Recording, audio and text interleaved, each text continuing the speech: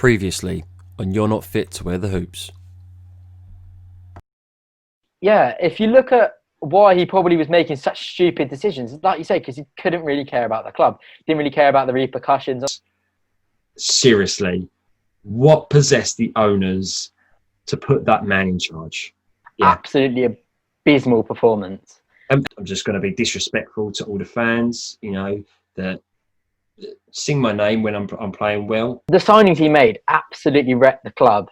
Within a couple of weeks of him coming in, I think everybody knew that it wasn't going to last. Worst thing about it though was he was made captain. Yeah. I have no idea how that's happened. Oh, he just pisses me off so much. I fucking hate him. I really do. He is a diabolical manager. That's just a fucking poor list, though, isn't it? Really. I just remember that season being under his control was so boring to watch. Might as well have not been on the pitch. Full stop. It was those stupid decision making. He'd do something amazing and he'd just completely eradicate it by doing something ridiculous. Like, why would I want to sing his name? He's a shit manager. I don't know what he brought to the club. I mean, yeah, he brought his experience, but did he utilise that in any benefit in our performances? No. I think it's safe to say he will never, ever get an invitation to the Forever Ours club.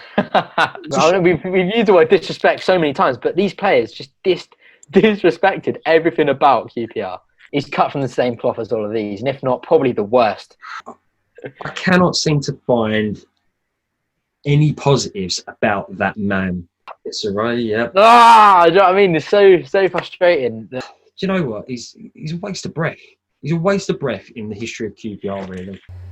Hello my fellow R's and welcome back to another episode of A View from the Loft with me, P-Block Scudze, and also welcome back to part 3 of You're Not Fit to Wear the Hoops. Now so far me and Charlie have talked about 2 managers and 4 players, and in this episode we're going to be talking about a further 4 players. But at the end, let me know if you agreed with who we picked, and if there was someone missing that you feel like we should be talking about, then let me know in the comments below, and you never know, there might be a part 4 in the future. But other than that, let's get back into this episode and carry on with You're Not Fit to Wear the Hoops. I'm gonna have to move on, mate, because now you've boiled my blood. I've got 2 more people left to talk about, and I don't know which one to talk about first because I am so rolled up. You know who I was going to talk about next, but I'm going to change it up because I'm saving that wanker till last. I'm going to talk about Jack Robinson, Mr. Greedy, Mr. A bit like Sean Wright-Phillips, except I'm just going to lie on the injury bench. Pretty much all my time at QPR, have a couple of good games. The fans really love me, really want me to stay, but I'm going to go. No, fuck you. I'm going to go and get some more money at Nottingham Forest. And wasn't this the Jack Robinson that turned around and said, "I want to play in the Prem. I want to play for a Premier League team." Nottingham Forest were no better off than us in the table at the time of him moving there. I think they were actually a bit lower, to be honest. In fact, yeah, it was all about the mid-table mark. I mean, all right, we got him from Liverpool. But that just says it all, right? Youth player, Liverpool. And he did play for the first team 3 times between 2010 and 2014. Having 2 loan spells out of Wolves and Blackpool. And then he signed for QPR in 2014. And yeah, all right, straight away, we did loan him out to Huddersfield because they were in League One, I believe, at the time. Unfortunately, that was where he suffered his major injury where he'd done, I think it was the ligaments in his knee. So he was out of action for quite a while. But, it goes on and he made his first QPR appearance. He only made 1 appearance for QPR in the 2015-2016 season. Next season, he made a further 7 appearances. And then after that, he made 28 appearances and actually scored 2 goals. And he was starting to show, why he was quality. He was one of the first names on that team sheet. He was for me. Yeah. Yeah, like you said. So just going back a little bit. When you said, we loaned him out, that was what we did to Jack. How we treated Jack Robinson through his time at our club was near enough impeccable. I mean, it wasn't like we hadn't signed him and gone, "Do you know what, you're going to play every game, this season," because the competition we had Clint Hill playing left back that year, and I think Ty Wood gone. I think we had don't get me started on Konchesky, because he could have made it into He's not even on the list. yeah, I know, he could have gone. He could have made it on my list. Yeah. So we already had 2 left backs in that position. I think I don't know. They may not be the 2 that were there, but Anyway, so we loaned him out, and at that time he had no experience coming from Liverpool. So it was only right, get him some experience, and we'll get you in the team next year. Sadly, he got injured, but when he came back from injury, he was straight in that team, and he played really well the tail end of that season. Like I said, seven appearances, and that season where he made the breakthrough, he was, like you just said, he was fantastic. He was so solid. I think it was like Birmingham away or something. He bagged. I think, did he score 2 in one game? Yeah, it was. It was Birmingham away. He either scored outside the box. He scored outside the box. I can't remember if it was 1 or 2 in the same game, but he was fantastic. He was the upgrade. I don't think it might have been Konchesky. And thinking, Jesus Christ, what an upgrade! He's a fantastic player. He was solid in tackles. I absolutely loved watching him because he was perfect for us. Because obviously we sit in P block, as you all know, P block Scudze, and he used to be in that left corner, and some of the tackles he'd go flying into even after his injury was enjoyable to watch. But we stuck by him through thick and thin, he just had to piss. He was practically put on the heap, right? His injury at the time was so bad, we could have quite easily gone, nah, you're never going to make it back, this, that, and the other. But instead, we nursed him back to health. We gave him all the help he needed, etc. Slowly but surely coming back. Didn't want to rush him back. I mean, the fans supported him really well as well. Really got behind him. Yeah, I mean, the fans absolutely loved him. And all right, at the time of his his contract running out, the club were like, "Look, we are going to have to, cut back on the wages slightly. Look, do you mind taking X amount cut?" Now, all right, nobody in any job is going to be happy about taking a pay cut. But for him, the one thing he could have done to say thank you for us, giving him a chance and actually looking after him in that time of his injury, was to go, all right, I'll sign a contract, but if nothing happens this season, I want to be put up for sale, sort of thing. Yeah. But to turn around and say, I'm going to go and play for a Premier League club, and then go and play for fucking Forest. And it was funny. This is how much I don't give 2 shits about him now. I didn't even realise it's Sheffield United. Yeah, he plays for the Premier League now. But how many games has he played so far? Well, that's the thing. The key word, remove playing out of the... I don't think he's played much, to be fair. No, and he probably won't. He's not. No, he won't. I wouldn't have said he was Premiership material. I would have said he was top of the Championship. He's a solid Championship player, yeah. But he's no more than that. With room to improve. But it was the way he basically just spat in our face, just said, "Fuck you, I don't care. I'm off to go and get more money." And it's not even and I'm saying I'm going to a Prem club, but actually I'm just going to a team that's about the same ability. Yeah, I mean, in a way, it's kind of a bit of a blessing, because if he had that attitude and he was so ready just to chuck us, to one side, then it's probably for the good. But at the time, I was so disappointed because, he put in some really good performances. And if you look at that, something just reminded me, Angel, when last season, he did really well last year. And his contract, McLaren only got him in until January. And when his contract was up, he had offers from about 4 or 5 different Championship clubs, all offering more money than what we were. But he signed with the club on the lowest wages, but because we stuck with him, we offered him a contract when no other clubs did, near enough to the same lines that Jack Robinson had, stuck with him through his injury, and you stick with a club that are loyal to you. But for him, it shows what a man he is. No loyalty, no respect, and he just pissed off to Forest. Don't get me wrong, right? There's having ambition. He's young, and he's. I can understand ambition. Yeah. Play, no ambition there. And I get that. But don't fucking piss all over people that have just nursed you back to health, basically. Not straight away like that. I would have understood if, say, he'd signed a year contract, and said, "All right, thank you for looking after me and this, that, and the other. It's great the fans, are behind me. I'll sign a year contract, but at the end of that contract, I want to go to a better, a club where I can progress." Fair enough. I would get that, I would understand that. But the fact that he turned around, threw it back in our faces, and didn't even make really any progress. He took a sidestep. No, that's the thing. That's the thing. It's not even a step up. It's a sidestep at best. No. And I'm sorry, but we've actually fucking beaten Forest, in recent years. It just goes to show that they're no better than us. And at the moment, I'd say we're probably slightly a better team than them. Yeah, I mean, I could have taken it with a pinch of salt and gone, do you know what? If he'd have left amicably, so I get it right, and he'd gone, you know what? Thank you for all the support you give me and getting me to this point, but I've now had an offer from a Premier League club, and at this stage of my career, I want to really progress and test myself in the top flight of English football. I'd have gone, do you know what? Fair enough. But to go, no, I'm not really too bothered. I'm going to go to Forest. They're paying me better wages, same sort of level of club, but I'm not. That's taking the piss. That's taking the piss. So do you know what? Screw you. Yeah, and you, Jack Robinson, you are definitely fit to wear the hoops. Yes. Enough about that prick. Hit me up with somebody else, man. So next, I've gone with a bit of a peculiar one. This guy gets completely forgotten about. Not the same hatred as we've just had for the past couple, but Jordan Much. He goes completely under the radar. Jordan Much. Who's that? A former under 21 England international, apparently. Oh, was that the guy that was a bit like that Shakespeare saying, much ado about nothing?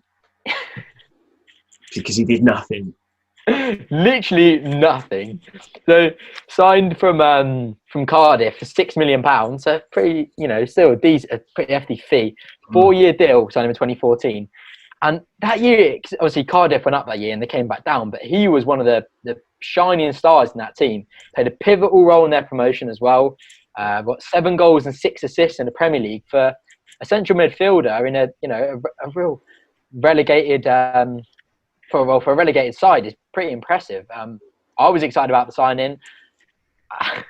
Were we in for a shock or what? 9 appearances and he got 1 assist that season, which is actually quite impressive for him. Let's just take a minute to appreciate that. Another one where, did he have a twin brother or something? Because the player they had at Cardiff was nothing like the one we had. He had no confidence, no end product. He went missing, and you sometimes forget he was even playing. And like I said, just a shadow of the player that Cardiff had. What did you make of Much? Okay, a bit of a Leeism coming up here. Oh, he loves them. Yeah, you know. It's a bit like bringing a puppy into a room full of people, right? That's how it was like watching him play, because the puppy didn't know to go to first. Do I go to that person? That's what he was like on the pitch. He ran around like a headless chicken. Well, not a headless. I was going to say headless puppy, but that's just. He would run around like a headless chicken, like he didn't know where to go. He just seemed like he had no clue. No confidence as well, no. And just when he got that ball, it was a hot potato. It was like shit. I've got to just get rid of it. Nothing like all right, compose. I'll take a touch, a look. It just nothing. It just looked like he'd lost all quality that he had. Which to be fair, he did. He must have had. Doing well the 2 previous campaigns, but yeah, just a weird one. I don't really know how it happened. I don't know if you remember actually in probably one of the last games that he did play for us, that I went absolutely batshit crazy over the wall at him because he was so fucking shit, and I just completely lost. I think we either lost the game or we just played really crap. I can't even remember what game it was. Probably lost the game. Probably lost it. I went absolutely batshit crazy over. I think like my dad was actually trying to sort of pull me down. Trying to reel you in. Yeah, I'm sure you were there. I was losing my shit over him because he was just so fucking shit. I'd rather he just been sent off and we played the game with 10 men than have Jordan Much ado about nothing on. Yeah, it's hard to kind of slate him, like I said, because I don't really have too much hatred towards him, because he wasn't like he didn't try or didn't exactly care, but he just didn't have the quality. It was just, like I've said about 4 times, it was just a weird one. I don't know how we could have gone from, obviously the same league, played in the Premier League so well, to going to being so shit, to be honest. If I'm being honest. I said earlier, it was a bit, about, I'm not. I'm not like the parent says to a child. I'm not angry. I'm just frustrated. Yeah, This is more like I'm a bit angry. As much as I'm to be fair, we paid 6 million for him. That's like, for 7 games. Fuck all. yeah, Oh, sorry, 1 assist. yeah, 1 assist. Let's not forget that. Just stupid. I mean, Look, can we actually find that on YouTube? Do you reckon? what, the assist? If I find the assist, I'm going to insert it here, and we're going to watch that back, and in gold screen. Yeah, it was probably like he was probably trying to pass to somebody else or something. It can't have been intentional. But yeah, just a crap player that we've had. I mean, I don't even know. I don't even know anymore. Oh, I do. I mean, we're going to talk about crap players, and we are going to talk about the absolute biggest pile of shit. The pinnacle of the top of the mountain, biggest pile of shit to ever wear one of our shirts. I can't even say his name properly because he infuriates me so fucking much, and that is that scum Jose Boss Wanker. And yes, I did say that right. Boss Wanker. Because that guy, I need a stress ball right now. How the hell, or who the hell, thought in their right mind it was going to be great to sign him? Especially as the previous season, he had played for the Scumbags in their 1-0 loss against the Super Hoops. And in fact, he gave away the first penalty. No, did he get? No, didn't when Drogba got sent off? No, sorry, Drogba got sent off. No, Boss Wanker got sent off. Boss Wanker. Did it? All right, yeah. Boss Wanker got sent A long off. time ago. Absolutely had a mare of a game. He came to us, and my first thoughts were, why? Did anyone? I remember it was deadline day. I remember watching it and thinking, oh yeah, it was. Why? Panic buy. Oh look, that one's on offer. Was it Redknapp? I think classic Redknapp. Oh, terrific lad. Terrific player. Breath for shit. Yeah, he's good. Yeah, breath. Terrific. Yeah. Jim, what? Terrific I'm the car, Jim. Why? I'm not a wheeler dealer. But yeah, I mean, he signed for us in 2012. He signed a 3-year. Luckily, a free transfer. Now, get this: he only made 24 appearances.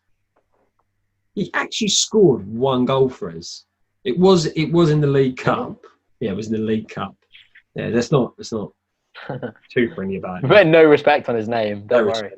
But he did score a goal. But apart from the fact that he was absolute dog shit every time he laced up his boots and went on the pitch, he'd get forward and then forget that he was a defender and not track back. Work rate was horrendous. It was plod along. I've been a chill scum and I've won stuff. I don't really care. But the icing on the cake. I don't even want to hear it. You know what I'm going to say? I know what you're going to say. Fucking Reading away. Now, we needed to win that game to, I think, have a chance of staying up. But Reading were in the same boat. And in the end, it just went to show how shit both teams were because we drew 0-0. Both teams have been relegated. Most players from both sides console each other on the pitch. Yeah. What does Boss Wanker do? I'm going himself laughing all the way to the bank. Fucking, I don't know how many TVs got broken that day or that moment by QPR fans. I really don't. Because it's one thing not giving a shit, and having poor performances, but laughing at the fact that thousands of fans have just been heartbroken from a crap season and getting relegated at the end of the season on a shit game, and you're laughing about it. That is the highest order of disrespect, I reckon. Heartless. Absolutely heartless. Yeah, I mean, needless to say, he was quickly kicked out after that.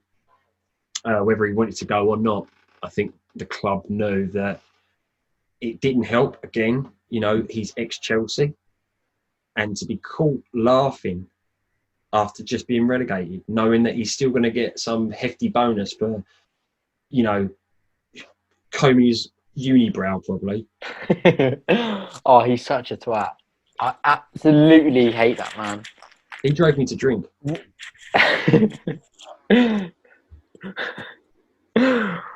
Oh, I mean, you covered all the bases there, but yeah, such a just a disgusting human that can somehow have the capacity to find something funny when he knows that he's at the cause. He is the reason, or part of the reason, that has caused so many people heartbreak. People that have stuck by the club throughout that season of so much crap, and it's just disgusting. I mean, what person does that? What I can't even put into words how I feel about that man. He came out and said afterwards that he was he was joking with a friend who played for Reading, and I'm sure he said that. And I remember QPR fans going, couldn't give a shit if you're having a laugh with your mum. Not there, not at that time. Save it for afterwards. Out of sight, out of mind. Doesn't matter who it was, what was being said, what was you laughing about. The fact is, you've just been caught laughing right after the final whistle, and you're a part of the game. Yeah, when your team is relegated, you should be able to see the emotion on those players. They should have given 110% that season and be, like, just as fans were, heartbroken. They should be feeling it just as much as we are, if not more, because they are the ones that actually had the impact that could have changed it, that could have changed the outcome. And when you somehow have the capacity to laugh after that is unforgivable. At the end of the day, like, we've talked about previously, but what QPR fans want, and out of their players and everything. At the end of the day, them 11 players on that pitch are representing each and every QPR fan in the stadium, at home, wherever. Because at the end of the day, we all pour our emotions and our love and passion, for the team, into those players. We absolutely give it our all in the terraces, wanting the team to win. So when they know that they're representing us, and they cry at because we've been relegated, it's great. But when you laugh, just have a bit of respect. Have a bit of respect. Inhumane. It's just really... honestly, I'm speechless. I don't really know what else more we can say. It's just because it makes you so angry that you just don't want your head to explode. He's definitely, for me, the most... frustrating is not even that's too nice. He is the most hated player that's ever played for QPR in my lifetime, for me. Passionately hated QPR player. Well, player. Hate's a strong word, and it is definitely a word I associate with that man. I don't even want to say his name. Yeah, I mean... Yeah, I know what you're talking about. Well, what else can you even say about that man? He's not. One thing you can say is he's not fit to wear the hoops. Never was and never will be. Charlie, let's see if you can bring the boil down. This one will. Don't worry. Okay. So I'm gonna take it down a notch in this one. We'll turn it down. And we'll rein it in just for the last one. There's not so much hatred towards this one. Yeah. Calm down. Your face is going red there. You're boiling up. Jay Bothroyd. I mean, this one for me is it's just funny. I mean, he was just so poor up front that season we got. we got promoted. You signed him from Cardiff when he was released, 29 years of age. For your talisman up front, your striker, he scored 3 goals in 25 games across 2 seasons. That's just abysmal. It's just abysmal. I mean, even a Silla's doing better numbers than that. It was so unfortunate because that previous season he was absolutely smashing it for Cardiff. I mean, he scored that goal he scored. Yeah, goal he scored against us down at there. Yeah. You know, I was there for that as well, and you know, it was just like when we signed him, it was just like, yes, we have gone and got, you know, because at the time Cardiff had the best attack, you know, with Bothroyd and Bellamy. So when we got him, I was like, yes, goal scoring machine. Yeah, and then we went and signed DJ Campbell, and it was like, put them two together, and they're going to be unstoppable. The goals he was scoring at Blackpool, the goals he was scoring at Cardiff, you're thinking that's a proper partnership. Got Tarab behind, and we're thinking, you know, you got Helgeson as well. Still, like, you know, we can step up, and then and then it just the bubble just burst pretty much straight away because DJ. That started our Cardiff curse, I think. Another one, shadow of himself. He was at Cardiff. I mean, the only good thing about the signing of Bothroyd is that it was a free transfer, and I think it was only a 2-year deal. But it was such a shame with Bothroyd because he was just, it was so promising getting him, and you know, it was his chance to prove to the Prem that he was, you know, worthy of playing in the league, and it just didn't work out. Big opportunity. I'm starting to wonder with some of these players we've mentioned that, is it them or is it us? Do QPR turn these good players into piles of shit? As I say, QPR stands for Quality Players Ruined. So yeah, that's it. Yeah. But I mean, I'm not sure all of these have been quality. Well, that bit's up for debate, but yeah, there's a bit of a correlation along here. It's just QPR is just, you come to QPR and your career just goes tits up. I mean, yeah. I mean, it's not for everyone by no means. Sometimes we've had, you know, players like Mackie and Hill, for example. Yeah. You know, I think a big part of that is probably the management as well. Yeah, that's probably more the fact than the club, obviously. But yeah, I think some of those managers have been quite, you know, probably it's kind of harsh to slate these players so much because probably the way they're being managed and yeah, as simple as that, really. Their mismanagement has probably been quite a factor for their poor performances. But there's still individuals that did perform, so you can't really say too much for that. But I mean, I was going to say with Bothroyd, he was signed under Warnock, but the problem was Warnock didn't get long enough to work with him because obviously he got sack, and you know, I think that does affect the player as well. You know, Bothroyd probably looked at Warnock and went, "Yeah, he's going to get the best out of me."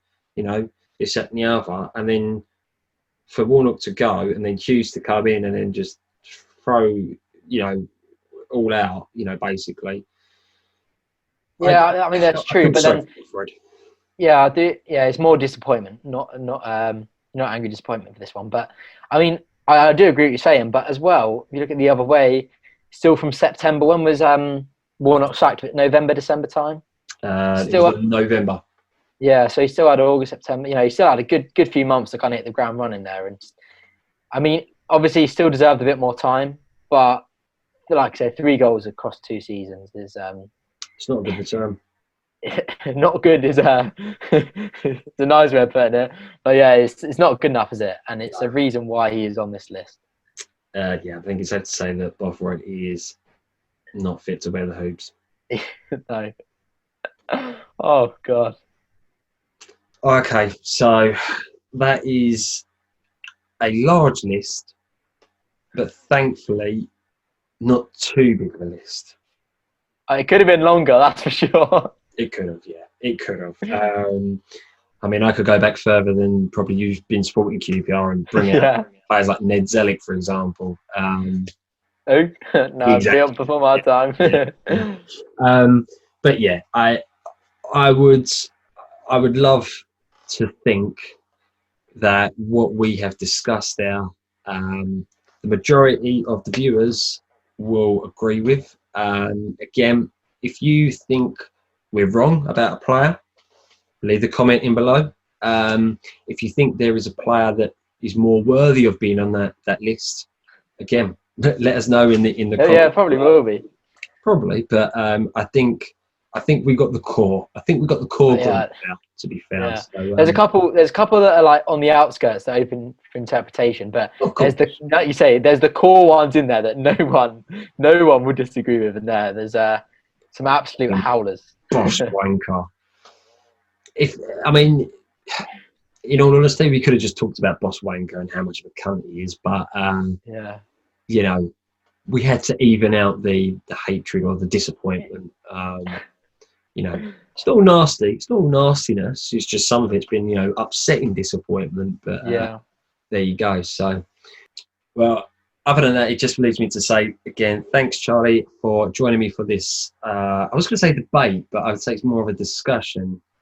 Yeah. Yeah, I mean, some of these kind of pick themselves, so it's not too much of a debate. Yeah, but I think it's safe to say that we both now are going to go and have a lie down, a bit of a meditation moment. Yeah, keep that without a doubt. Back. I'm going to go and watch the 2010-11 season DVD just to relive those lovely moments. Yeah, I'll go watch the Zamora winner. I think that'll get the mood back up to where it should be. But guys, if you haven't already, I'm going to leave all the links here below. Make sure you go and check out Charlie's YouTube channel, which is Talking Rangers. Some really good videos on there. Strongly recommend you go and check them out.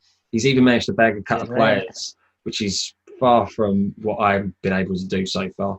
But yeah, go and give him a like and a subscribe on his YouTube channel and also on his Instagram. Again, all the links are going to be below. Make sure you go and do that.